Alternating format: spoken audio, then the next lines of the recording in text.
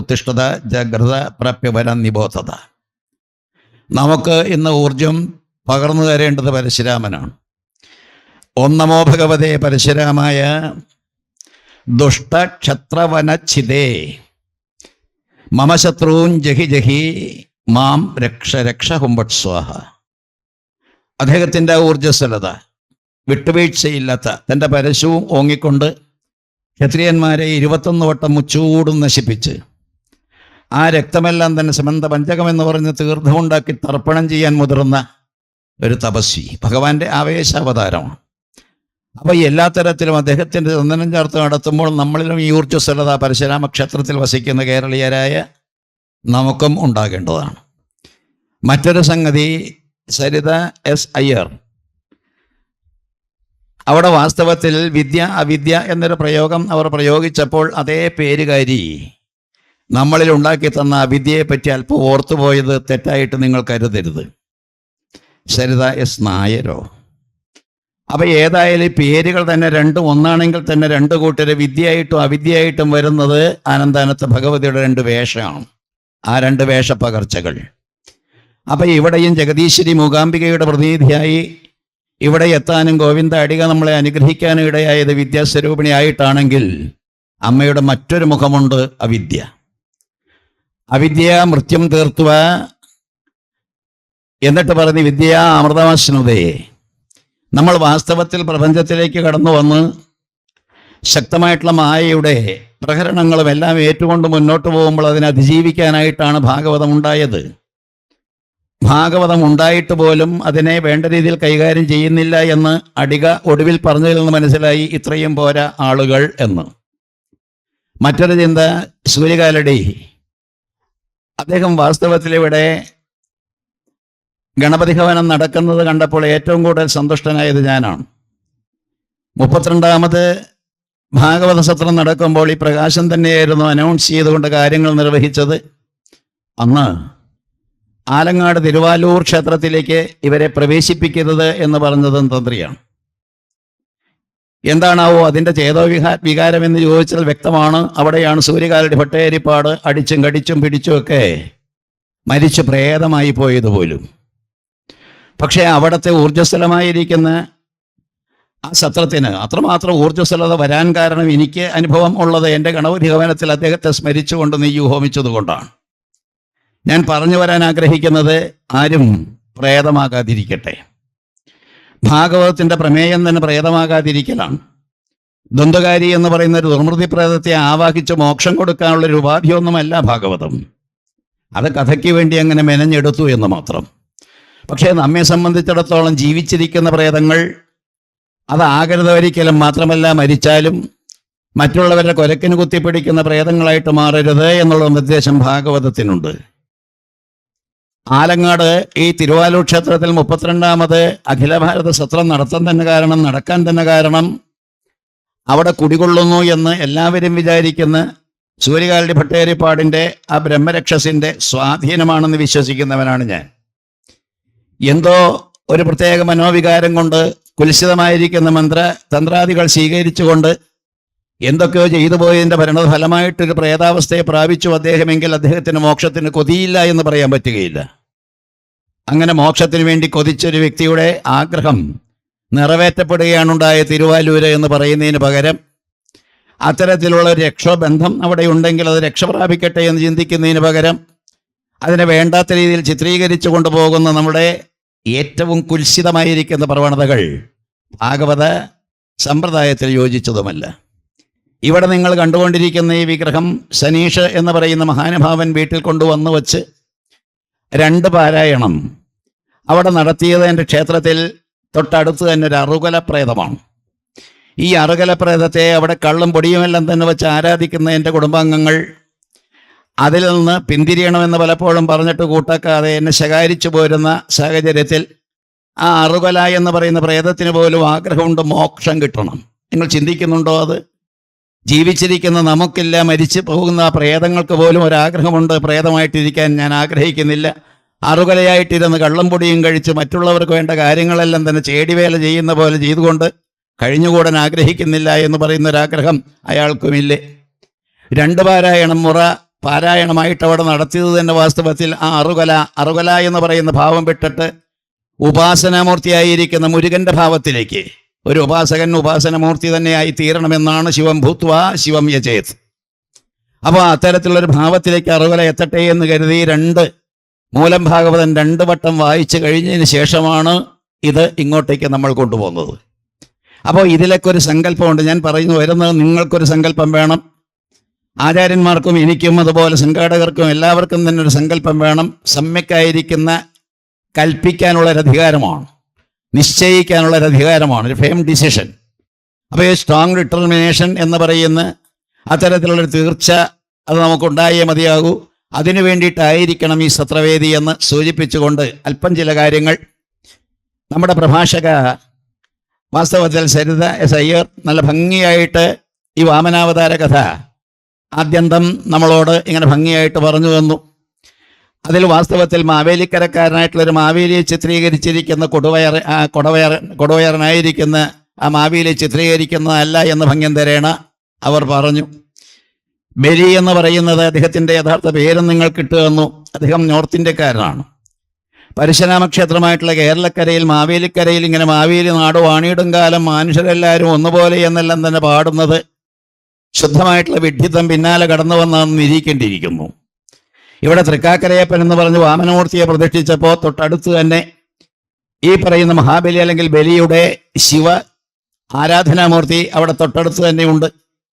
അപ്പം അതെല്ലാം തന്നെ പിന്നാലെ ഈ കേരളക്കരയിൽ മലയാളക്കരയിൽ വന്നതായിരിക്കാം. എന്നിട്ട് മാവേലിക്കരക്കാരനായിരിക്കുന്ന ഒരു രാജശ്രേഷ്ഠൻ സമതുലിതമായിരിക്കുന്നത് തൻ്റെ പ്രജകളെയെല്ലാം തന്നെ വേണ്ട രീതിയിൽ സംരക്ഷിച്ചു കൊണ്ടുവന്നത് അനുസ്മരിക്കുന്ന രീതിയിൽ പാട്ടുപാടിയിരിക്കാം. അവിടെയും തൃക്കാക്കരയപ്പനെയാണ് തൃക്കാക്കരയപ്പ പടിയോളം വായോ എന്നെല്ലാം തന്നെ പറഞ്ഞുകൊണ്ട് നമ്മൾ ആരാധിക്കുന്നത്. അതും വാസ്തവത്തിൽ വികൃതമാക്കുന്ന കേരളീയർ. നമ്മൾ ഈ മലയാള ഭാഷ വളരെ പ്രൗഢമായിരിക്കുന്ന ഭാഷ, വളരെയേറെ താത്വികമായിട്ട് ചിന്തിക്കാൻ കഴിവുള്ള നമ്മൾ ഇത്തരത്തിൽ അധപ്പതിച്ച രീതിയിൽ കൊടവയറന്മാരെയെല്ലാം തന്നെ ചിത്രീകരിച്ചുകൊണ്ട് ഇന്നസെന്റ് പോയതിനു ശേഷം ഇനി ആരാണാവോ ഇനി മാവേലിയുടെ വേഷം കെട്ടുക, അങ്ങനെ വേഷം കെട്ടിച്ചുകൊണ്ട് വികൃതമായിട്ടുള്ള രീതിയിലേക്ക് അധപ്പതിക്കുന്ന രംഗം അതില്ലാതെയാക്കാൻ കൂടി ആ കഥകൾ നമ്മെ എല്ലാ തരത്തിലും അനുഗ്രഹിക്കണം. മാത്രമല്ല കറക്റ്റ് 12 മണിക്ക് അതിസുന്ദരമായിട്ടുള്ള പ്രത്യേകിച്ച് നാരായണീയത്തിലൂടെ കടന്നു വന്ന് ഭാഗവതത്തെ അനാവരണം ചെയ്ത് അതിലടങ്ങിയിരിക്കുന്ന സംഗതികളെല്ലാം തന്നെ ആസ്വദിച്ചു പോരുന്ന ഒരു പ്രത്യേക പാരമ്പര്യമുള്ള അടുത്ത പ്രഭാഷകൻ കടന്നു വരുന്നതിന് മുമ്പ് 2-3 കാര്യങ്ങൾ കൂടി പറയാതിരിക്കാൻ നിവൃത്തിയില്ല. ഒന്ന്, നിങ്ങൾ കാണുന്ന ഈ കൂരമാവതാരം നമ്മളെ പിടിച്ചിരുത്താൻ വേണ്ടിയിട്ടുള്ളതാണ്. ശരീരത്തെ മെരുക്കാൻ വേണ്ടിയിട്ട് വരാഹാവതാരം എന്ന് പറഞ്ഞ പോലെ ശരീരത്തെ ഒരുക്കാൻ വേണ്ടിയിട്ട് നരസിംഹാവതാരം. നിങ്ങളുടെ രക്തം ദുഷിച്ചുവെങ്കിൽ അതിനെ എല്ലാം തന്നെ നിഷ്പാടനം ചെയ്യേണ്ടത് ഭഗവാന്റെ ജോലിയാണ്. അത് കഴിഞ്ഞ് സ്വസ്ഥമായിട്ട് ഇരുന്നു കൊണ്ട് മഥിക്കുന്നത് മനോമഥനം അല്ലെങ്കിൽ അന്ധകരണത്തെ എല്ലാം തന്നെ മഥിക്കുന്ന രീതിയിലേക്ക് കടന്നു വന്നിട്ടാണ് അമൃതത്തെ സമ്പാദിക്കുന്നത്. അതിൻ്റെ മുന്നോടി വിഷം ഇങ്ങനെ പുറത്തേക്ക് പ്രവഹിച്ചത് മുഴുവൻ കുടിക്കാനായിട്ട് പരമേശ്വരൻ. അതുകൂടാതെ അദ്ദേഹം വാസ്തവത്തിൽ ഇതെല്ലാം തന്നെ ചെയ്തിട്ട് അമൃതമെല്ലാം തന്നെ വന്നതിന് ശേഷം കവർന്നു കൊണ്ടുപോയ അസുരന്മാരിൽ നിന്ന് അത് വീണ്ടെടുത്തു കൊണ്ടുവരാൻ വേണ്ടി പോന്നതായിട്ടുള്ള മോഹിനി വേഷം കാണണമെന്ന് കൊതിച്ചതും അതിലൂടെ അയ്യപ്പസ്വാമി ഉണ്ടായി എന്ന് പറയുന്നതും വികൃതമായിട്ട് ചിത്രീകരിക്കുന്ന കേരളീയർ വളരെ മോശമായിട്ട് അയ്യപ്പസ്വാമിയെയും ശാസ്ത്രസങ്കല്പത്തെയും അതിനെയെല്ലാം തന്നെ ആ ചിത്രീകരിക്കുന്ന സമ്പ്രദായവും മഹാ അബദ്ധം, അപകടം, വിഡ്ഢിത്തം എന്ന് പറയേണ്ടി വരും. അവിടെയും ശിവനും വിഷ്ണുവും തമ്മിലുള്ള സംയോഗമായിട്ടെടുക്കാതെ അവർ തമ്മിലുള്ള സമാഗമമായിട്ട് വിഷ്ണുവെന്നും ശിവനെന്നും പറയുന്ന അന്ധകരണത്തിലെ ചിത്തത്തിൻ്റെ അധിപനായിരിക്കുന്ന വാസുദേവനും അതുപോലെ ബുദ്ധിയുടെ ആധിപത്യം വഹിക്കുന്ന ശിവപെരുമാളും തമ്മിൽ യോജിച്ച് ഏകോപിപ്പിക്കപ്പെട്ട ബുദ്ധിയും മനസ്സും അവിടെ ഉണ്ടാകുമ്പോൾ എങ്ങനെ ശാസ്താവ് ഉണ്ടാകുന്നു എന്നുള്ള ചിന്ത നമ്മൾ കടത്തിക്കൊണ്ടുവരണം. ഇതൊന്ന്. മറ്റൊരു സംഗതി, ഈ മഹാബലിയുടെ കഥ അല്ലെങ്കിൽ ബലിയുടെ കഥ, ബലി എന്ന് പറയുന്ന സാക്രിഫൈസ്, ആത്മസമർപ്പണം എന്ന് പറയുന്ന നവധാ ഭക്തിമാർഗത്തിലെ ഒടുവിലത്തെ ആ പദവിയെ അലങ്കരിച്ച അദ്ദേഹത്തിന് കിട്ടിയത് ത്രിവിക്രമൻ അല്ലെങ്കിൽ വിക്രമൻ എന്നെല്ലാം തന്നെ പറയുന്ന 3 ലോകങ്ങളും അടക്കി ഭരിക്കുന്ന സാക്ഷാൽ ജഗദീശ്വര സ്വരൂപമാണ്. അത് ബ്രഹ്മാകാരം. നമ്മൾ അഷ്ടമസ്കന്ധത്തിലൂടെ കടന്നു പോകുമ്പോൾ ഇനി മത്സ്യാവതാരം കാണുമ്പോഴും ബ്രഹ്മാകാരത്തെ മറക്കാതിരിക്കുക. അല്ലയോ കൊച്ചു മനുഷ്യ, വെറും 6 അടിയോ 5 അടിയോ പൊക്കം മാത്രമുള്ള ഈ പ്രപഞ്ചത്തിലെ ചെറിയ മനുഷ്യൻ എന്ന് പറയുന്ന നമ്മൾ ബൃഹത്തായിരിക്കുന്ന ബ്രഹ്മത്തെ അല്ലെങ്കിൽ ബൃഹത്തായിരിക്കുന്ന ആകാരത്തെ ദർശിക്കാൻ വേണ്ടിയിട്ടുള്ള കഥാഗോളങ്ങളാണ് ഇവയെല്ലാം. നമ്മൾ ചെറിയ കണ്ണുകൊണ്ട്, ചെറിയ മനസ്സുകൊണ്ട്, ചെറിയ ശരീരപ്രകൃതം കൊണ്ട് ചെറിയ വിഗ്രഹത്തെ പ്രതിഷ്ഠിച്ച് അത്തരത്തിൽ ചെറിയ ക്ഷേത്രത്തിലൂടെ നമ്മൾ കൈകാര്യം ചെയ്യുന്ന ബൃഹത്തായിരിക്കുന്ന ഈശ്വരഭാവത്തെ സാക്ഷാത്കരിക്കാൻ വേണ്ടിയിട്ടാണ്. ചെറിയ വാമനൻ ഇങ്ങനെ വളർന്നു വളർന്നു വലുതായി ത്രിവിക്രമനായി 3 ലോകങ്ങളും മുറ്റുകൾക്കെന്ന ഭാവത്തിലേക്ക് എത്തിയെന്ന് പറയുമ്പോൾ ആ ഭാവന അതില്ലാതെ നമ്മളെങ്ങനെ രക്ഷപ്പെടും? ഭാഗവതം കൊണ്ട് എന്താ ഗതി കിട്ടാത്തത് എന്ന് ചോദിച്ചാൽ ഭാഗവതത്തെ വേണ്ട രീതിയിൽ കൈകാര്യം ചെയ്യുന്നില്ല. അതും പൂജനീയ ഈ ഗോവിന്ദ അടിക സൂചിപ്പിച്ചത് നിങ്ങൾ കേട്ടില്ലേ? വെറുതെ കേട്ടാൽ പോരാ, പഠിക്കണം എന്ന്. സ്വാധ്യായം എന്ന് പറയുന്ന രീതിയിലോ അല്ലെങ്കിൽ നല്ലപോലെ അധ്യയനം ചെയ്തുകൊണ്ട് ഭാഗവതത്തെ വേണ്ട രീതിയിൽ നമ്മൾ പഠിച്ചേ മതിയാവൂ.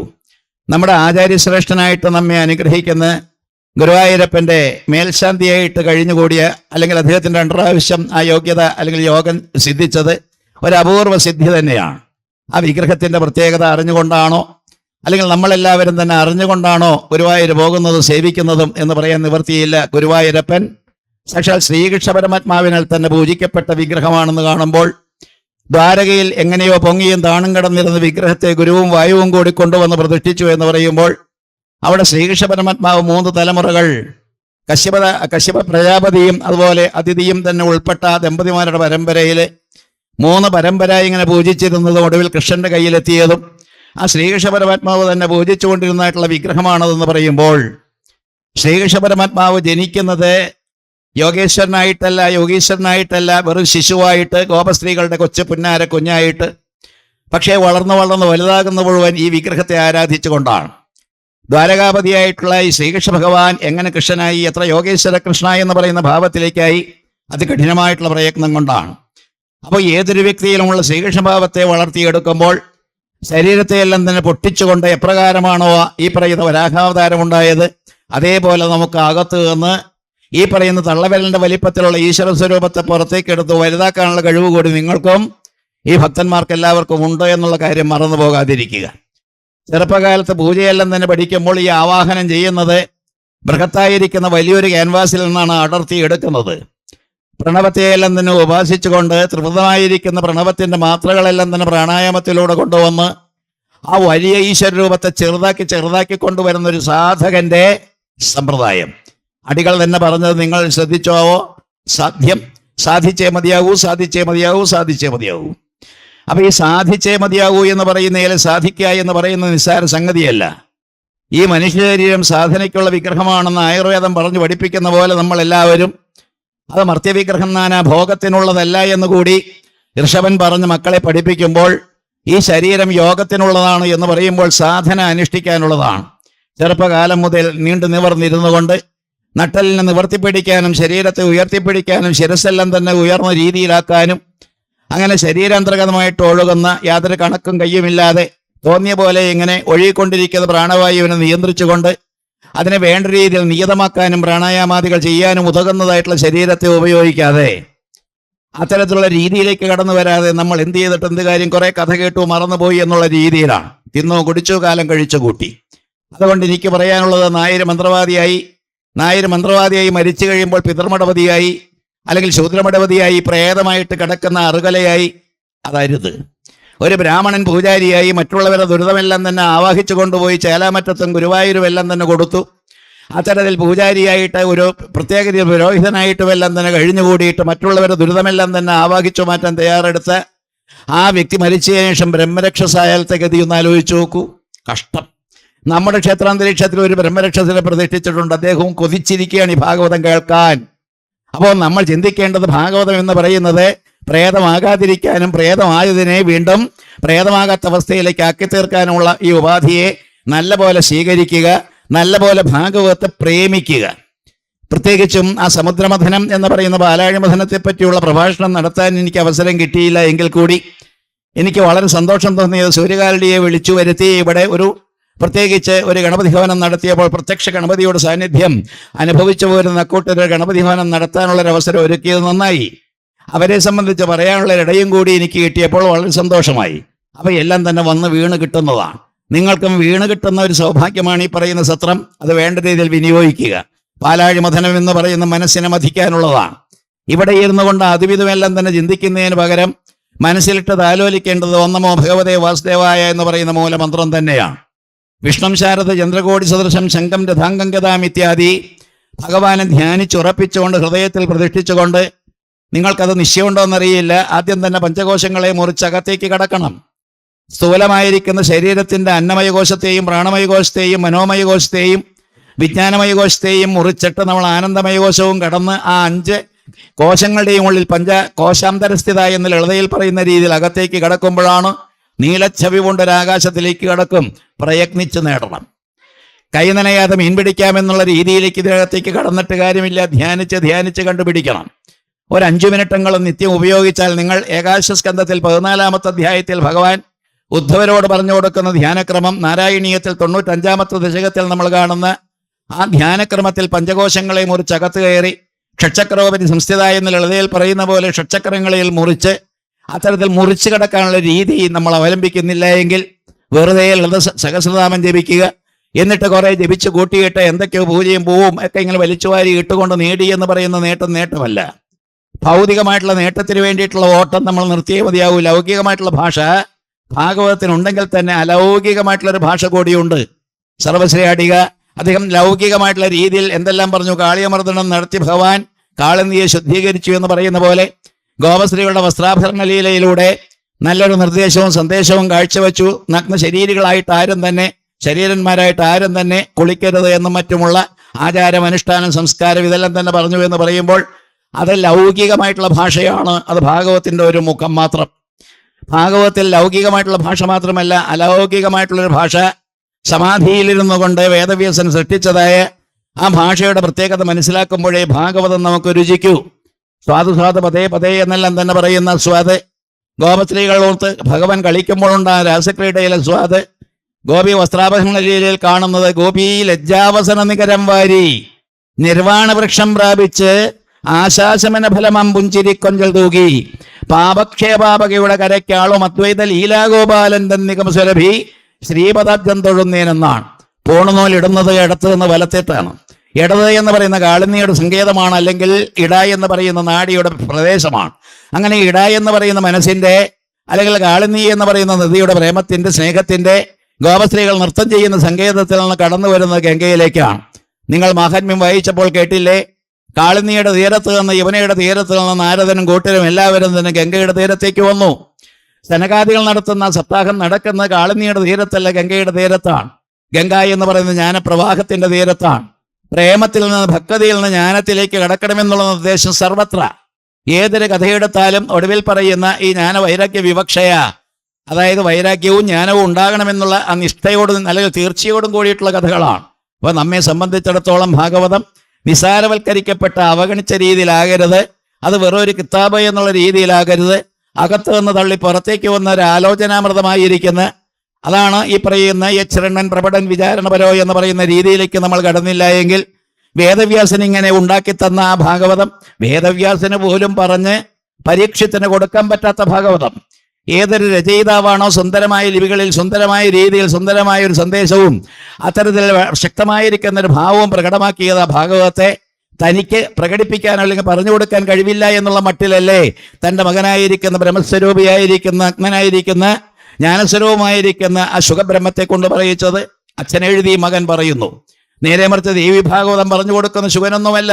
ദേവി ഭാഗവതം പറഞ്ഞു കൊടുക്കുന്ന ഈ ഉടുതുണിയുള്ള വസ്ത്രം ധരിച്ച ശ്വേതാംബരധാരിയായിരിക്കുന്ന വ്യാസൻ തന്നെയാണ്. അപ്പോൾ വ്യാസനും ശുഗനും എന്ന് പറയുന്ന 2 പ്രത്യേക കഥാപാത്രങ്ങൾ, അച്ഛനും മകനും, അവരുടെ വ്യത്യാസവും അവരുടേതായിട്ടുള്ള ആ വ്യത്യാസങ്ങളെല്ലാം തന്നെ മനസ്സിലാക്കിക്കൊണ്ട് നല്ലപോലെ പ്രാർത്ഥിച്ചുകൊണ്ട് അടുത്ത പ്രഭാഷണത്തിലേക്ക് കടക്കാം. കട്ടുകട്ടിയായിട്ടുള്ള അടുത്ത ആ വിവരവും അല്ലെങ്കിൽ ആ വിഷയവും വളരെ ശ്രദ്ധിക്കണം. നല്ല രീതിയിൽ ഒരു അരമണിക്കൂർ ഇരുന്നു കൊണ്ട് ആഫീസിൽ കേസുകളുടെ ഇടയ്ക്ക് ഇരുന്നു കൊണ്ട് സൃഷ്ടിച്ചതാണ് ഈ വിഷയങ്ങളെല്ലാം. അതായത് പെട്ടെന്ന് എൻ്റെ മനസ്സ് ഈ ആധ്യാത്മികതയിലേക്കും പെട്ടെന്ന് ഈ പറയുന്ന കേസിലേക്കും കൊണ്ടുവരാൻ എനിക്ക് ബുദ്ധിമുട്ടില്ല. ഇരിക്കുന്ന ഇടത്തിൽ അവിടെ തന്നെ ഇരുന്നു കൊണ്ട് ഞാൻ പെട്ടെന്ന് സ്വിച്ച് ഓൺ അങ്ങോട്ടേക്ക്, അതുപോലെ തന്നെ സ്വിച്ച് ഓഫ് എന്നിട്ട് ഇങ്ങോട്ടേക്ക്, അതേ രീതിയിൽ കടക്കാനുള്ളൊരു കഴിവ് നിങ്ങൾക്കും ഉണ്ടാകണം. ഇടം വലം കൈകൾ രണ്ടും തന്നത് ഭൗതികതയ്ക്കും ആധ്യാത്മികതയ്ക്കും വേണ്ടിയിട്ടാണ്. ഭോഗവും അതോ ആ കൂട്ടത്തിൽ നിന്ന് യോഗവും രണ്ടും ഉണ്ടാകാൻ വേണ്ടിയിട്ടാണ്. ഇത് മനസ്സിലാക്കിക്കൊണ്ട് നമുക്ക് ശുഗരൂപത്തോടെ ഒന്ന് പ്രാർത്ഥിക്കാം. ശുഗരൂപ പ്രബോധജ്ഞ സർവശാസ്ത്ര വിശാരദ ഏതത് കഥാപ്രകാശേന മതജ്ഞാനം വിനാശയ. എന്താണാവോ അജ്ഞാനം? അജ്ഞാനം എന്ന് പറഞ്ഞാൽ ഞാൻ ഈശ്വരനാണെന്നുള്ള ബോധം ഇല്ലായ്മ. അണ്ടർലൈൻ ചെയ്യുക. ഇരിക്കുന്ന നിങ്ങളും ഞാനും എല്ലാവരും തന്നെ അഹം ബ്രഹ്മ പരന്ധാമ എന്ന് പറഞ്ഞവസാനിപ്പിക്കുന്ന ഭാഗവതത്തിലെ പ്രധാനപ്പെട്ട വിഷയമായിരിക്കുന്ന നമ്മളെല്ലാവരും ഈശ്വരനാണെന്നുള്ള ബോധം ഇല്ലാത്തിടത്തോളം കാലം നമ്മൾ അജ്ഞാനികളാണ്. ആ അജ്ഞാനം പോകണമെങ്കിൽ പതുക്കെ പതുക്കെ ശുഭേച്ഛ വിചാരണ ധനുമാനസ സത്വാപത്തി അസംസക്തി പദാർത്ഥാഭാവിനി തുരിയ എന്ന് പറയുന്ന പദവിയിലേക്ക് പതുക്കെ പതുക്കെ കടക്കാൻ വേണ്ടിയിട്ടാണ് സപ്താഹം. അജ്ഞാനവും ആവരണവും വിക്ഷേപവും പരോക്ഷമായിരിക്കുന്ന അനുഭൂതിയും അപരോക്ഷാനുഭൂതിയും സങ്കട നിവൃത്തിയും കഴിഞ്ഞ് നമ്മൾ ആഹ്ലാദത്തിലേക്ക് കടക്കുന്ന അജ്ഞാനത്തിന്റെ സോപാനങ്ങൾ. അങ്ങനെ അജ്ഞാനത്തിന്റെയും ജ്ഞാനത്തിന്റെയും സോപാനങ്ങൾ കടന്നുകൊണ്ട് നമ്മൾ എത്തുമ്പോൾ നമ്മൾ സ്വയം ഇങ്ങനെ പരീക്ഷിച്ചു പറഞ്ഞ പോലെ പാമ്പ് വന്നില്ലേ, കടിച്ചില്ലേ, തക്ഷകൻ വന്നില്ലേ, ഉപദ്രവിച്ചില്ലേ, അയാളുടെ ശരീരമെല്ലാം തന്നെ കത്തിച്ചില്ലേ, എന്നിട്ടും എന്തേ അദ്ദേഹത്തിന് മോക്ഷം? അനങ്ങിയില്ല, മിണ്ടിയില്ല, അനങ്ങിയില്ല എന്നെല്ലാമാണ് ദേവി ഭാഗവത്തിലും തുടക്കത്തിൽ പറഞ്ഞത്. പിന്നെ എന്തിനാണാവോ ഈ ജനമേജയൻ ഈ കോലാഹലമെല്ലാം നടത്തിയത്? അയാൾ പ്രാകൃതൻ. അപ്പൊ ഈ ജനമേജയൻ എന്ന് പറയുന്ന പ്രാകൃതനെ പോലെ നമ്മളാകരുത്. പരീക്ഷിതരെ പോലെ സ്വയം സബ്ജക്റ്റീവായിട്ട് നമുക്ക് മോക്ഷം കിട്ടി എന്നുള്ള ബോധ്യം വന്നേ മതിയാവൂ. അതിനു വേണ്ടിയിട്ട് പ്രയത്നിക്കുക. ഈ പറയുന്ന തൃക്കയിൽ ഭഗവാൻ നമ്മെ അനുഗ്രഹിക്കട്ടെ എന്ന് പ്രാർത്ഥിക്കുന്നു. യാതൊരു കാരണവശാലും നിങ്ങൾ പിന്തിരിയരുത്. ഭാഗവതം കക്ഷത്തിലും തലയിലും എല്ലായിടത്തും എപ്പോഴും ഇങ്ങനെ ചുമന്നുകൊണ്ട് നടക്കുക. ഭാഗവതത്തിലൂടെ അനവരതം നിങ്ങൾ ഓടി നടക്കുക. ഗുരുവായൂരപ്പൻ അല്ലെങ്കിൽ ഗുരുവായൂരപ്പൻ എന്ന് പറഞ്ഞ ഗുരു എന്ന് പറയുമ്പോൾ അദ്ദേഹം ബൃഹസ്പതിയാണ്, ജീവനാണ്. വായു എന്ന് പറയുന്ന വായുദേവൻ. അപ്പൊ ജീവൻ എന്നുള്ള സംജ്ഞ ബൃഹസ്പതി എന്ന് പറയുന്ന ദേവഗുരുവിനുണ്ട്. അങ്ങനെ ജീവനും വായുവും എപ്രകാരമാണോ ഇങ്ങനെ സമ്മിളിതമായിട്ട് നമ്മുടെ ശരീരത്തിലിരിക്കുന്ന ഈ ശരീരത്തെ ദുരുപയോഗം ചെയ്യാതിരിക്കുക, കുട്ടികളെ പ്രേരിപ്പിക്കുക, പഠിപ്പിക്കുക. നിങ്ങൾ കഞ്ചാവോ അതുപോലുള്ള കാര്യങ്ങളെല്ലാം കഴിക്കാതിരിക്കുക, ശ്രദ്ധിക്കുക. അച്ഛനമ്മമാര് അവരെങ്ങോട്ട് പോകുന്നു, എന്താണ് ചെയ്യുന്നത് എന്നുള്ളൊരു ബോധം നമുക്ക് ഉണ്ടാക്കിയെടുക്കാൻ സാധിക്കണം. അവരൊരിക്കലും ശരീരത്തെ വിരൂപമാക്കാനും വികൃതമാക്കാനും വികലമാക്കാനും ഇടവരുത്താതെ അവരെയും ആധ്യാത്മികതയിലേക്ക് കൊണ്ടുവരിക. നമ്മുടെ ഈ വേദിയിലും സപ്താഹ വേദിയിലൊന്നും ആൾക്കാരെ കാണുന്നില്ല, കുട്ടികളെ എന്നുള്ള ആ ദുഃഖത്തോടുകൂടി ഞാൻ നിർത്തുകയാണ്. ഭഗവാനെ സ്മരിച്ചുകൊണ്ട് ആ മന്ത്രം ഓർക്കുന്നുണ്ടോ? പരശുരാമൻ, അതിസുന്ദരമായിട്ടുള്ള പരശുരാമ വേഷം നിങ്ങൾ കലാമണ്ഡലം രാമൻകുട്ടി നായരോ അല്ലെങ്കിൽ അത്തരത്തിൽ ഈയിടയ്ക്ക് ഒരു പ്രത്യേക രീതിയിൽ സമ്മാനം കിട്ടിയ ഒരു വ്യക്തി, സദനം അവിടെ പഠിച്ചു പോയതൊരു വ്യക്തിയുടെ പേര് കണ്ടു.